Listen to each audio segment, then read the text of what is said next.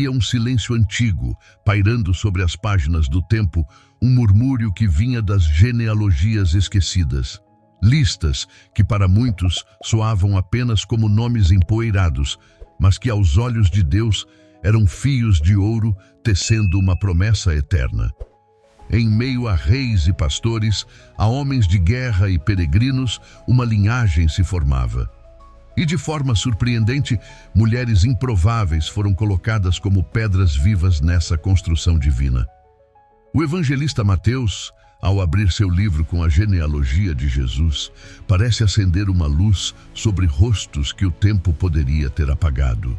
Ele escreve: Arão gerou Aminadab, Aminadab gerou Naasson, Naasson gerou Salmão, Salmão gerou Boaz de Raabe, Boaz gerou Obed de Rute, Obed gerou Jessé. Evangelho segundo Mateus, capítulo 1, versículos 4 e 5. Em poucas linhas, ele nos apresenta duas mulheres que desafiam a lógica de toda a pureza cerimonial judaica: Raabe, a prostituta de Jericó, e Rute, a estrangeira moabita. Raabe era o escândalo dos muros de Jericó.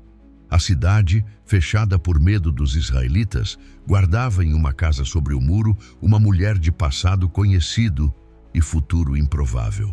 O que ninguém sabia é que ali, na janela de sua casa, Deus estava prestes a pendurar um fio escarlate de redenção.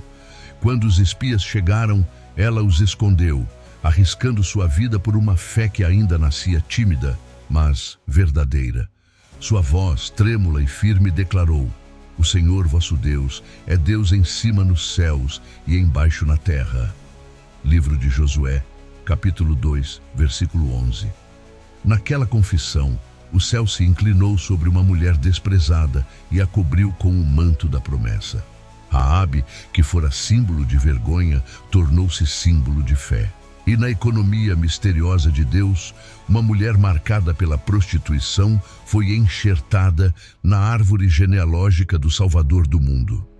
Décadas depois, nas campinas de Belém, outra história floresceria, a de uma moabita chamada Rute, uma viúva estrangeira, sem nome nem herança, que ousou dizer à sua sogra Noemi: O teu povo será o meu povo, e o teu Deus será o meu Deus. Livro de Rute, capítulo 1, versículo 16. Com passos silenciosos e coração fiel, ela se lançou sob as asas do Deus de Israel e encontrou abrigo no campo de Boaz, um descendente de Salmão e Raabe. E assim, a graça que alcançou Raabe em Jericó agora se espalhava nos campos de Belém. De mãe em filho, de fé em fé, o fio escarlate da redenção continuava sendo tecido. O que parecia apenas uma sequência de nomes tornou-se uma declaração divina. Ninguém está longe demais para ser parte da história de Deus. Raabe e Rute, vindas de lugares improváveis, se tornaram herdeiras da promessa, antepassadas de Davi, e por fim, tronos da esperança que geraria o Messias. As gerações passam como o vento que cruza os vales de Belém. De Raabe a Rute, os nomes que pareciam perdidos nos registros da história começaram a pulsar com propósito. Da união de Rute e Boaz nasceu Obed, de Obed veio Jessé, e de Jessé, o jovem pastor de ovelhas que um dia seria rei. Davi, o homem segundo o coração de Deus. Mas o que Davi herdara não era apenas sangue real. Ele trazia em si o eco da fidelidade de mulheres que haviam escolhido crer quando tudo lhes era contrário. Cada batida do coração do rei de Israel carregava a lembrança da coragem de uma prostituta em Jericó e da lealdade de uma viúva estrangeira em Belém. A linhagem de Davi nasceu entre cicatrizes. Era feita de remendos e reconciliações. Raabe havia sido marcada pela vergonha, Rute pela perda. Ambas conheciam o gosto amargo do desprezo. E, no entanto, foi dessa mistura de dor e esperança que o Senhor escolheu erguer o alicerce de seu reino. Quando Davi tocava sua harpa nas noites solitárias dos campos, talvez nem soubesse que por trás de cada nota havia o som de uma promessa antiga. a mesma promessa que Deus havia sussurrado a Abraão, de que através de sua descendência, todas as nações da terra seriam abençoadas. Livro de Gênesis, capítulo 12, versículo 3. A linhagem da fé não se mede por pureza de sangue, mas por fidelidade de coração. Em meio às batalhas e vitórias, Davi carregava um legado de redimidos. E é justamente aí que a narrativa se torna ainda mais surpreendente.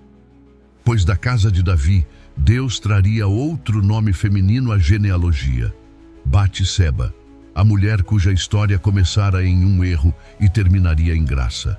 Assim, Mateus, ao registrar essa linhagem, parece nos lembrar que a graça não omite as falhas, ela as redime. O trono que Davi ergueu em Jerusalém não era apenas um símbolo político, mas um prenúncio espiritual. O Deus que unira Raabe, Rute e Davi estava costurando uma promessa eterna. Um dia, desse mesmo sangue misturado com misericórdia, nasceria o rei que nunca pecaria, o justo entre os injustos, Jesus, o Cristo. Observe o paradoxo. A santidade de Deus nasceria de uma linha marcada por pecadores. A pureza eterna viria do ventre de uma história humana imperfeita. É como se o céu dissesse ao mundo: eu não me envergonho de caminhar entre os que o mundo rejeitou. Cada geração daquela linhagem trazia uma centelha do Messias.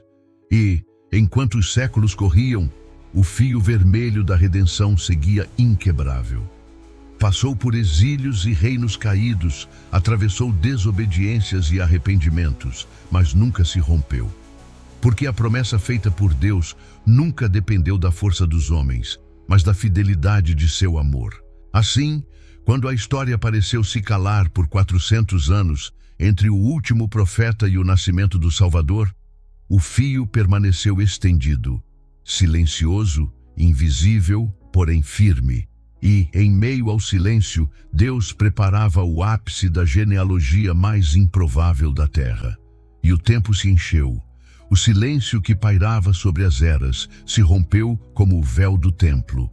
O céu, que por séculos observava o fio da graça cruzar genealogias e destinos, agora inclinava-se sobre uma casa simples em Nazaré.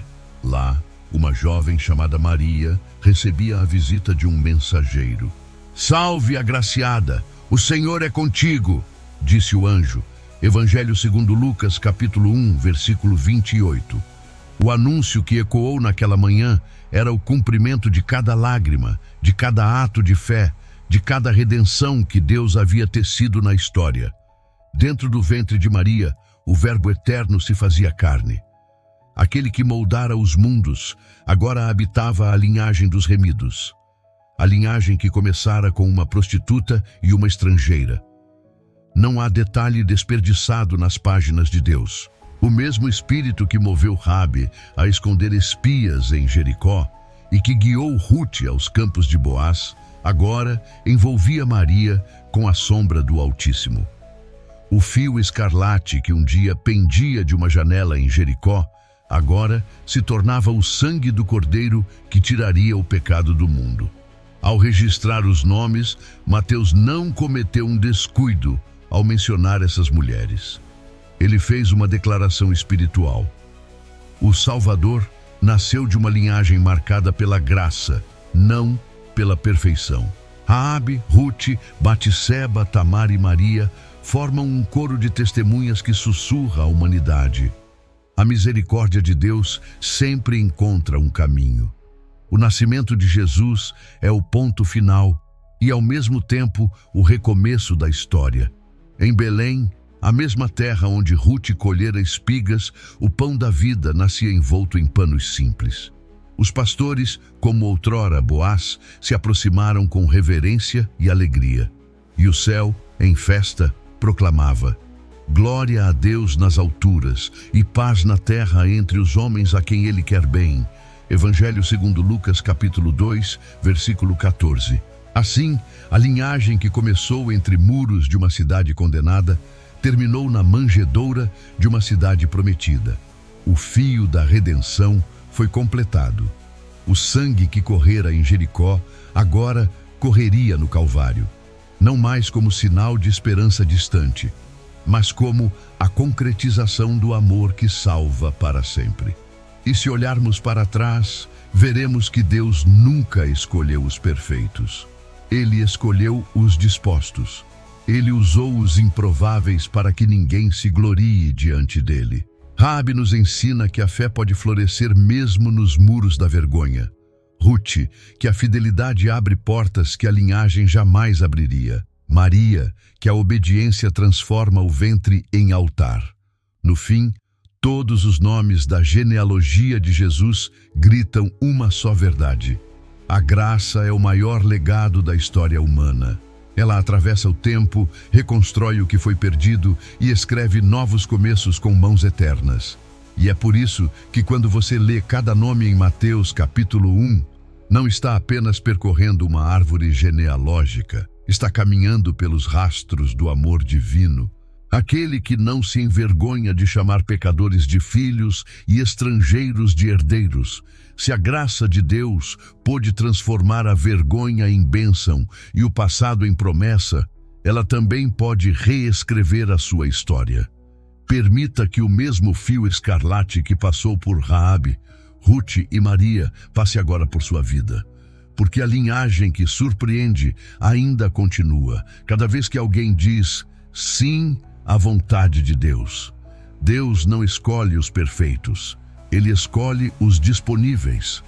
A prostituta se tornou mãe da promessa, a estrangeira se tornou herdeira do reino, a virgem se tornou o ventre do Salvador. A genealogia de Cristo é a prova de que a graça de Deus atravessa muros, fronteiras e séculos, apenas para alcançar o seu coração. Se Ele escreveu os nomes de Raabe, Ruth e Maria em sua história, por que não escreveria o seu? A linhagem da graça ainda continua, e talvez o próximo nome seja o seu. Curta, compartilhe esta mensagem e lembre-se: quando a graça entra na sua vida, o seu passado deixa de ser uma vergonha e se torna parte do testemunho que revela Jesus ao mundo.